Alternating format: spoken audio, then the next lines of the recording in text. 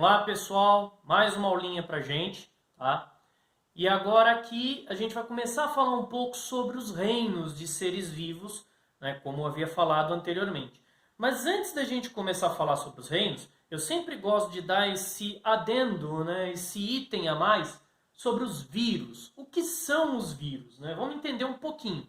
Para a gente falar sobre eles, a gente tem que puxar um pouco do histórico, da onde que vem as primeiras referências do vírus. Então, as primeiras referências do termo vírus vêm de 1880 com Louis Pasteur, onde ele descreve, né, onde ele faz pesquisas sobre vários tipos de doenças e ele filtra esses micro-organismos.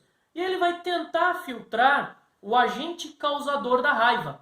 E ele percebe que ele não consegue encontrar esse micro-organismo. Tanto que ele chama, né, esses causadores da raiva, da doença raiva, como agentes filtráveis. E ele também determina o líquido produzido por esses agentes filtráveis de veneno, só que em latim. Aí surge o primeiro termo de vírus. Vírus, em latim, quer dizer veneno. Então, a primeira referência data aí de 1880, trabalhos científicos de Louis Pasteur. Em 1883, Adolf Meyer ele vai estudar uma doença conhecida como a doença do mosaico do tabaco. A planta do tabaco, na sua folha, ela desenvolve algumas manchas que parecem um mosaico, só que acaba destruindo a planta, né? Por isso que a gente chama de doença do mosaico do tabaco. E ele descreve indiretamente essa doença. Tá? Em 1892, Ivanovic ele descreve o primeiro vírus, né? Que é o vírus do mosaico do tabaco, de novo de uma forma indireta. Eles não conseguem ainda visualizar esse micro-organismo, esse vírus em si. Né? Em 1898, Bengerin ele confirma os estudos de Ivanovic e vai um pouco além. Ele determina esses organismos, esses micro-organismos, né, em germes solúveis associados ao protoplasma vivo da célula. O que quer dizer isso? Quando dentro de uma célula, no citoplasma da célula, esses supostos micro-organismos que eles não encontravam, né, eles acabam se dissolvendo, por isso que não eram encontrados. Em 1909, começa a preocupação dos cientistas, porque até então as pesquisas eram só entre vegetais e animais. A partir daí começam as primeiras relações com doenças humanas, né, a poliomielite, junto com os agentes filtráveis. O que eram esses agentes filtráveis? Eram aqueles agentes de Louis Pasteur, como eu acabei de comentar. E aí eles começam a perceber que esses agentes filtráveis também estavam presentes em doenças humanas, como é o caso da poliomielite. E em 1915 e 1917, Tort e Derelli descrevem, pela primeira vez, um bacteriófago que é conhecido como vírus comedor aí de bactérias. Tá? Então, a partir de 1917 até 1950, a gente praticamente não tem pesquisas referentes a doenças virais, por causa das grandes guerras, né? Primeira e Segunda Grande Guerra Mundial. E a partir de 1950, a gente tem o advento do microscópio eletrônico, e aí a gente consegue visualizar, né, esses micro-organismos, essas estruturas virais. Né?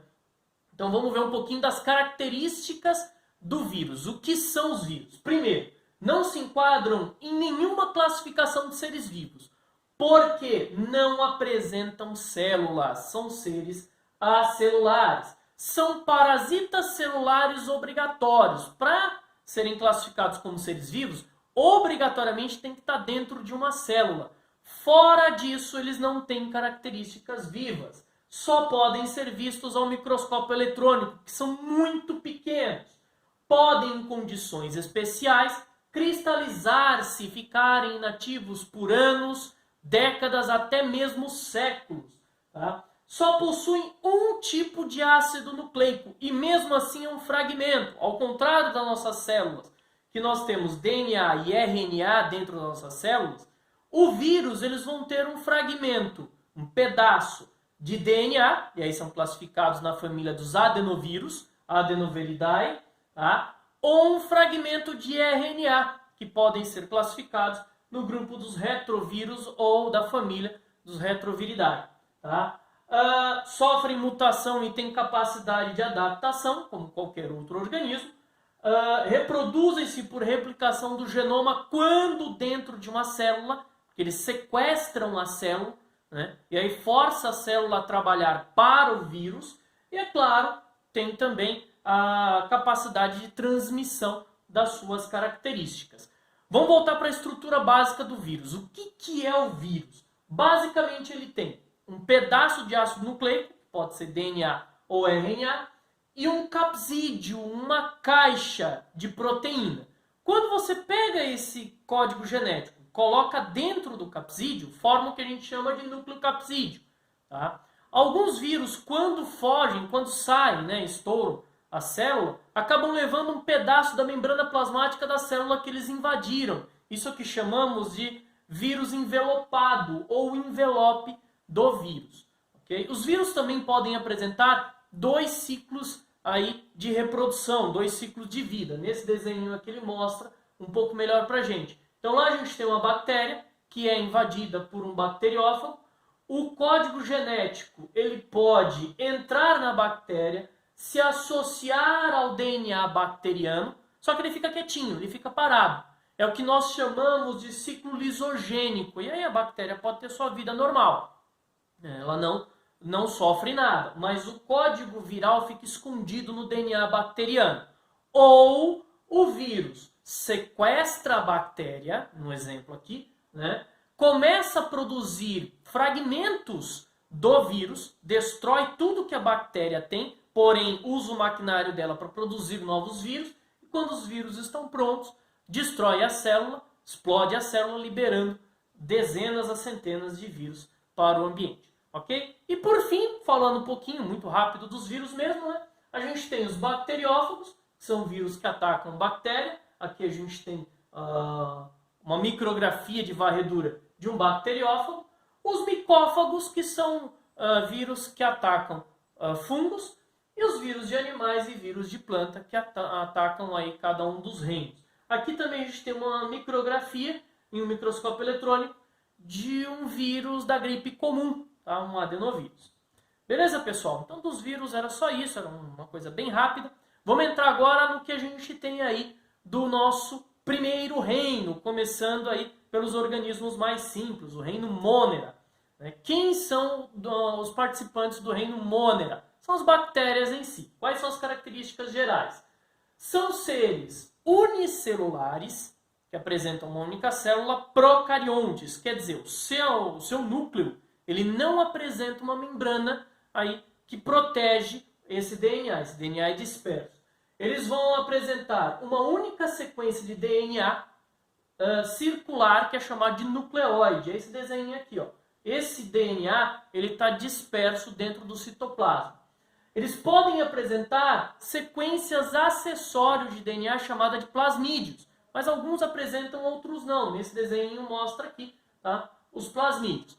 Além disso, as bactérias elas vão apresentar uma cápsula de proteção, né, formada aí de proteínas, de açúcares especiais, uma parede celular bacteriana também para proteção e a membrana plasmática. Além, é claro, de apresentar no seu citoplasma ribossomos, que são estruturas que servem aí para a produção de proteínas. As bactérias elas podem ser classificadas em arqueobactérias, que são bactérias extremamente primitivas, e bactérias ou eubactérias, que são as que nós conhecemos atualmente. Além disso, as bactérias elas podem ser classificadas pela sua morfologia, pelo seu formato.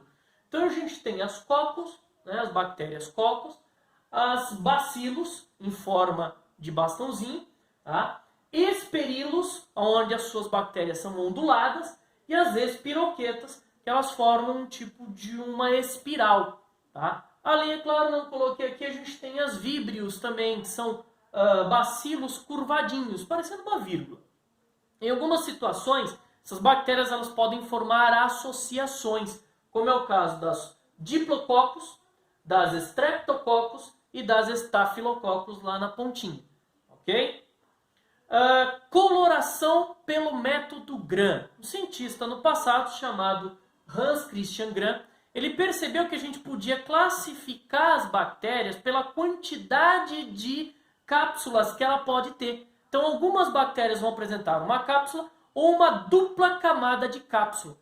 Ele usou um sistema de coloração onde você tem dois pigmentos. A fucsina, que dá uma coloração meio avermelhada, meio amarronzada, e a violeta genciana, que dá uma coloração, um pigmento, na coloração do violeta para o azul. Né? Então, na sequência, quando você coloca o pigmento fucsina primeiro, corou. O primeiro a gente chama de gram-positiva, porque ela tem uma única camada. Quando você passa a fucsina, depois uma camada, um banho de álcool para poder tirar essa primeira camada e joga segundo pigmento. E esse segundo pigmento ele cora, a gente chama de gram-negativa, porque antes ela tinha uma primeira camada que foi perdida, formando aí uma segunda pigmentação. Por isso que a gente chama que as grãs negativas são mais resistentes, porque elas apresentam uma dupla camada aí de resistência.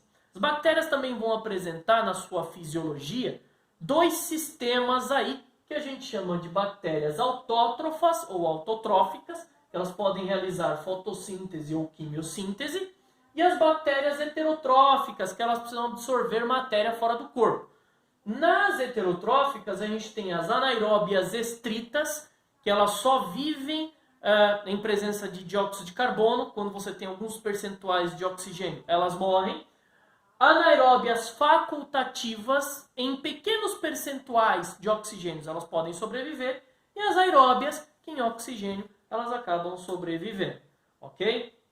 As bactérias, no seu processo de reprodução, elas ocorrem através da divisão simples da célula. Porém, tem algumas bactérias, né, que elas podem trocar o seu material genético de três formas diferentes. Através da conjugação, quando duas bactérias se colocam uma do lado da outra, formam um duto sexual e elas trocam o código genético. Tá? Por transformação, quando ela encontra fragmentos de DNA livres no ambiente, ela absorve e leva ao seu DNA nuclear.